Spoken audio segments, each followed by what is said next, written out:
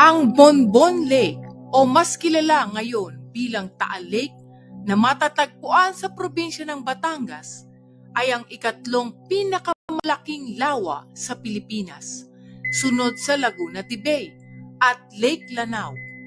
Ang lawa ng Taal ay diniklara bilang National Park noong July 22, 1967. Maraming mga turista ang dumarayo sa lugar na ito at ang mga lupa na malapit dito ay ibinebenta ng may kamahalan, lalo na yung may magandang view ng Taal Lake. Sa kabila ng natatanging kagandahan ng lugar na ito, bakit sinasabing misteryoso ang Taal Lake? At ano nga ba ang kakaibang nilalang na nakuhanan ng video ng isang turista dito? Noong 1754 ay naitala ang pinakamalakas na pagsabog ng Bulkang Taal.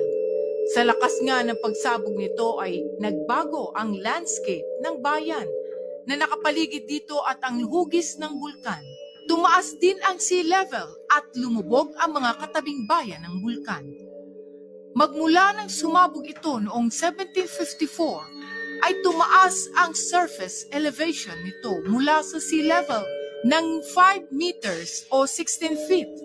Ang lawa ng Taal ay dating parte ng Balayan, Batangas. Ngunit dahil sa halos sunod-sunod na pagputok nito noong 1800s, nagsara ang ugnayan ng lawa at ng dagat at ito ay naging isang maliit na anyong tubig na lamang. Nang dahil sa mahabang panahon ng pag-ulan at sa pagkaputol ng koneksyon nito sa dagat, ang dating maalat na tubig nito ay naging tubig tabang na. Maraming iba't ibang mga hayop ang naninirahan sa lawa at mga isda kagaya na lamang ng mga tawilis. Ang natatanging sardinas na nabubuhay sa tubig tabang sa buong mundo. Matatagpuan din sa lawa ng Taal ang isang uri ng isda na tinatawag na maliputo.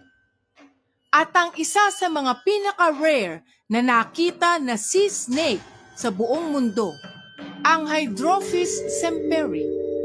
Ang lawa ng Taal ay dating naging tahanan rin ng mga bull shark, ngunit ang mga ito ay inubos at pinatay ng mga lokal noong 1930s.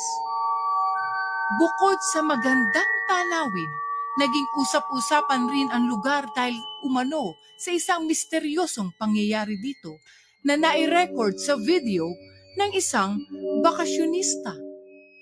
Makikita sa video na tila ba may isang kakaibang nilalang na lumalangoy at nagpapatawid-tawid sa lawa ng Taal. Ayon sa iba, maaring ito raw ay ang nilalang na naninirahan sa lawa noon pa man. Nagkaroon ng iba't ibang opinyon ang mga tao sa kung ano nga ba talaga ang nasaksiyang nilalang na ito. Ngunit di kalaunan ay lumabas din ang totoo.